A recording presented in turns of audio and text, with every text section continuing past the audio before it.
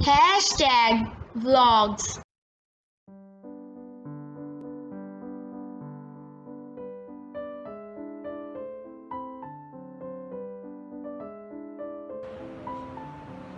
अस्सलाम वालेकुम। उम्मीद है कि आप लोग सब खैरियत से होंगे। आप लोगों को मेरी बनाई हुई रेसिपीज़ पसंद आ रही होंगी, खास स्पेशली जो मैं ईद के लिए बना रही हूँ।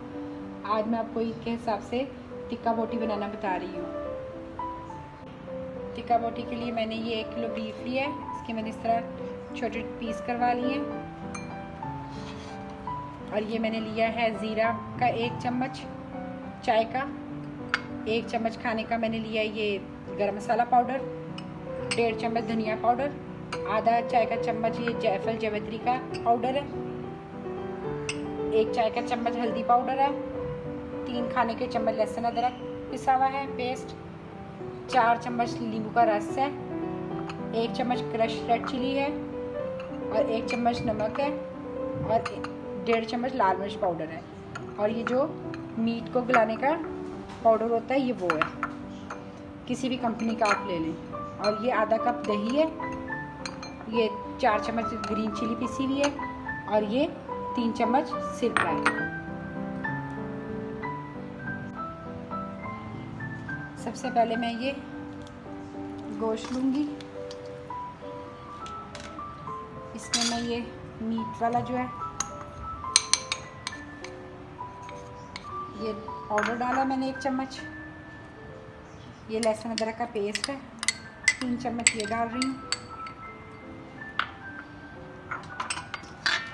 लाल मिर्च पाउडर है, सॉल्ट है,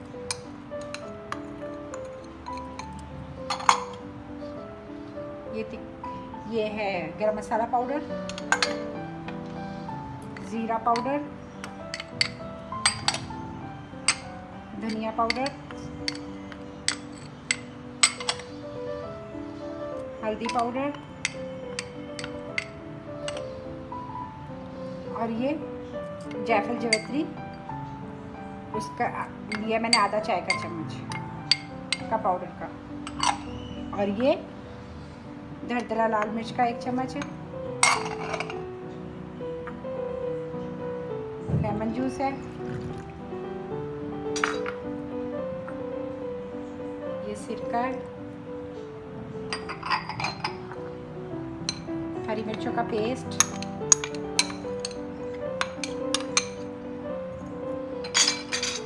और ये दही है।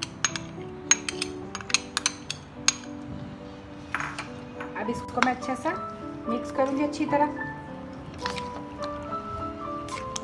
देखिए इसमें मैंने कोई टिक्का मसाला वगैरह कुछ नहीं डाला, ये सारे मसाले मैंने जो डाले ये टिक्के मसाले वाले ही मसाले हैं। आपको मैं वैसे इंशाल्लाह कुछ दिनों में मैं आपको ये मसाले भी बनाना टिक्का मसाला वगैरह बताऊंगी, जो इन्हीं चीज़ों को ही मैं मिक्स करके बना के बॉटल में डाल के रखती हूँ।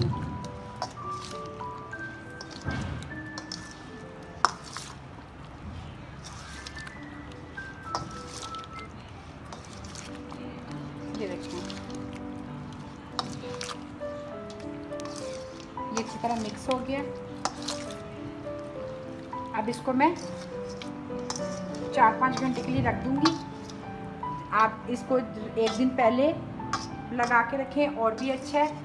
ये बस ये मेरा अचानक दिल करा था तो मेरे पास टिक्का मसाला का भी ख़त्म था तो मैंने रेडी आपको बनाकर दिखाया।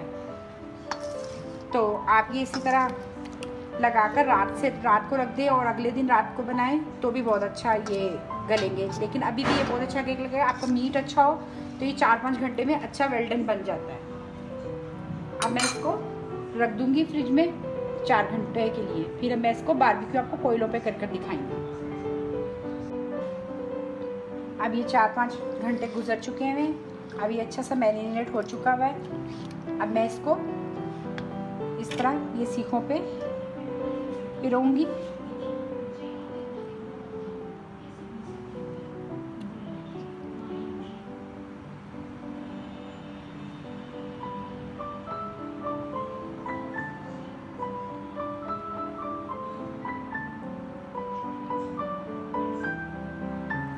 ये इस तरह मैं सीखों पे इसको इस तरह थोड़ा थोड़ा फासा रखेंगे ताकि इसको हीट अच्छी मिले। इस तरह मैं अब ये आसा सा सारी पिरो लूँगी। ये सीखे अब पिरोली है बीफ की। अब हम इसको इस तरह ग्रिल कर रहे हैं अब अंगीठी पे कोयले की, और ये अब धीमे धीमे हम इसको लो मीडियम फ्लेम पे इसको बनाएंगे ताकि बीफ है अच्छी तरह गल जाए।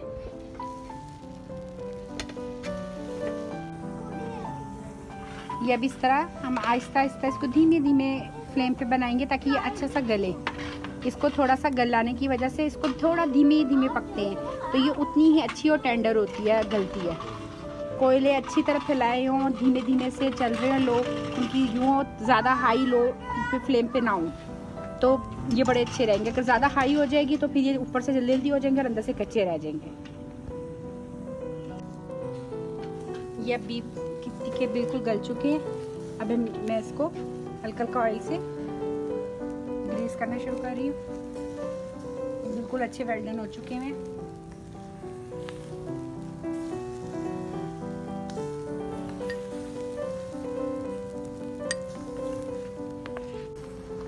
ये अब रेडी हो गए। अब इसको इस तरह हम उतारते जाएंगे साथ साथ।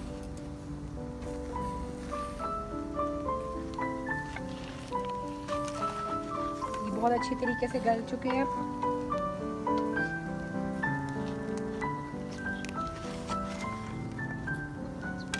ये बकरीद स्पेशल है, आपको पता है। ये आप बनाकर खाइएगा मेरे स्टाइल में, फिर आपको अच्छे लगेंगे तो बताइएगा ज़रूर कमेंट करके।